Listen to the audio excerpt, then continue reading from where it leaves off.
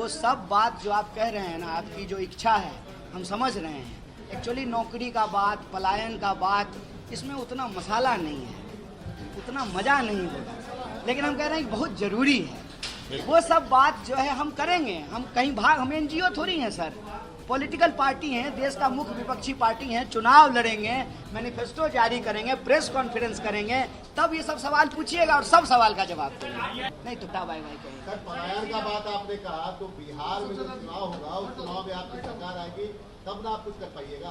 तो बिहार में जो चुनाव होगा तो क्या रणनीति आपकी इस बार चुनाव में बिहार से लेके कांग्रेस की? वो प्रेस कॉन्फ्रेंस जब करेंगे पवन जी आकर के चुनाव पे, तब उस रणनीति के बारे में सीधा सवाल, पलायन आप कैसे रोकेंगे?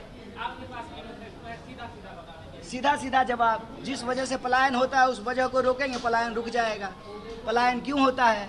पलायन लोग पढ़ने के लिए बाहर जाते हैं, इलाज कराने के लिए बाहर जाते हैं, कानून व्यवस्था की हालत खराब है तो सामाजिक सुरक्षा के लिए बाहर जाते हैं। तीनों चीज आप सुनिश्चित कर दीजिए, पलायन रुक जाएगा। आप अगर यहाँ शिक्षा की व्यवस्था बेहतर कर देंगे तो यहाँ का विद्यार्थी क्यों बाहर जाएगा? फिर पंजाब का विद्यार्थी यहाँ पढ़ने के लिए आएगा। यहाँ के अस्पताल बेहतर कर दीजिए तो यहाँ का लोग दिल्ली क्यों इलाज कराने जाएगा? दिल्ली के लोग यहाँ इलाज कराने के लिए आएंगे। जिस वजह से पलायन होता है उस वजह को समाप्त कर दीजिए, पलायन रुक जाएगा।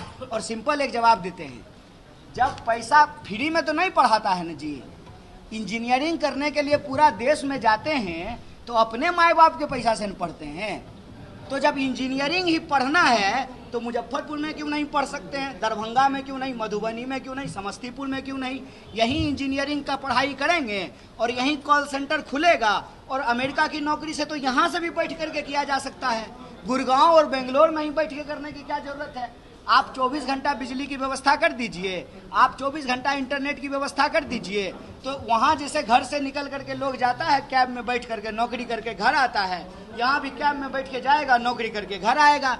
सवाल ये है कि जब ऑफिस से निकलेगा रास्ता में बंदूक सटा करके कोई बटुआ लूट लेगा, जब सुरक्षा नहीं मिलेगी, जब समय पे बिजली नहीं मिलेगी, जब कंप्यूटर बंद हो जाएगा, इंजीनियरिंग कॉलेज में पढ़ाई नहीं होगी, तो स्वाभाविक रूप से लोगों को बाहर जाना पड़ेगा। तो जो पलायन का कारण है उस कारण को समाप्त कर दीजिए, पलायन रुक जाएगा। नॉन सीरियस है नीतीश कुमार, ये आरजेडी ने पोस्टर लगाया है, इसलिए आपको ये राजस्थान के अपमान के बाद पोस्टर लगाया है। देखिए, वो सब बात जो आप कह रहे हैं ना, आपकी जो इच्छा है हम समझ रहे हैं। एक्चुअली नौकरी का बात, पलायन का बात, इसमें उतना मसाला नहीं है, उतना मज़ा नहीं होगा, लेकिन हम कह रहे हैं कि बहुत ज़रूरी है। वो सब बात जो है हम करेंगे। हम कहीं भाग, हम एनजीओ थोड़ी हैं सर, पॉलिटिकल पार्टी हैं, देश का मुख्य विपक्षी पार्टी हैं, चुनाव लड़ेंगे, मैनिफेस्टो जारी करेंगे, प्रेस कॉन्फ्रेंस करेंगे, तब ये सब सवाल पूछिएगा और सब सवाल का जवाब देंगे।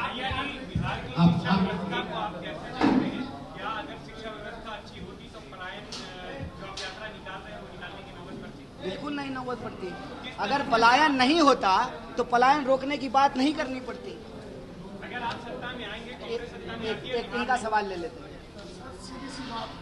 बिहार की जो आर्थिक स्थिति है जी, इनकम ऑफ सोर्स अभी जानते हैं सब, कुछ भी नहीं है मोटामोटी कहा जाए।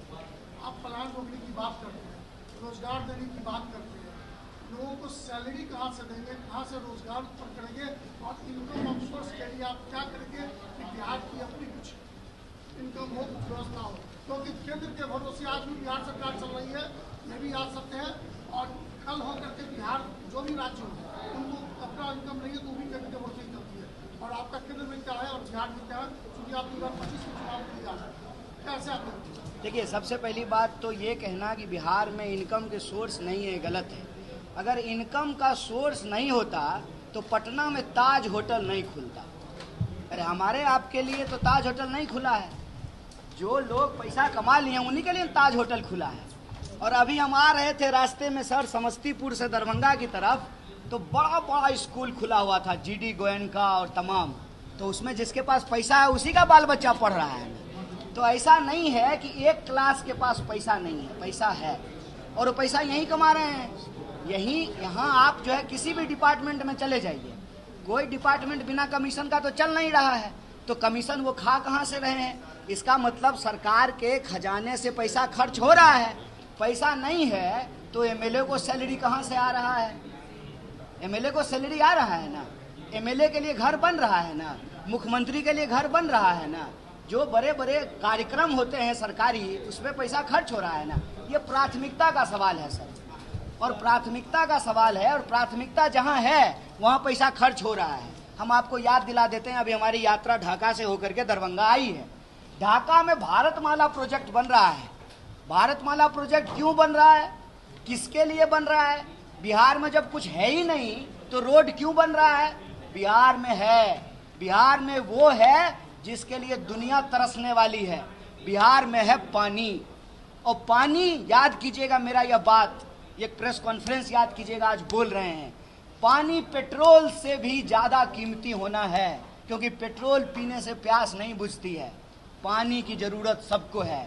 दुनिया में जिस तरह से पानी खत्म हो रहा है, दुनिया भर के पूंजीपतियों और कारोबारियों की नजर बिहार की पानी पर है।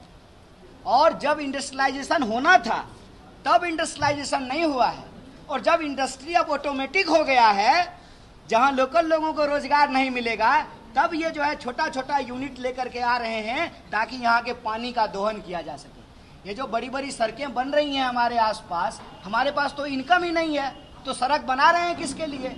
सड़क बना रहे हैं यहाँ का संसाधन लूट के लेके जाने के लिए। आपको क्या लगता है, मखाना पे भाषण लगा दे करके गए हैं प्रधानमंत्री मस्का मार करके? अभी आपने जो है नाम लिया, जहम जहम चरण पड़े, एक बड़ा मशहूर किताब है बुद्ध के बारे में, जहम जहम चरण पड़े गौतम के। ये गौतम बुद्ध की बात नहीं, गौतम अदानी की बात हो रही है। यहाँ के संसाधनों पे नजर है।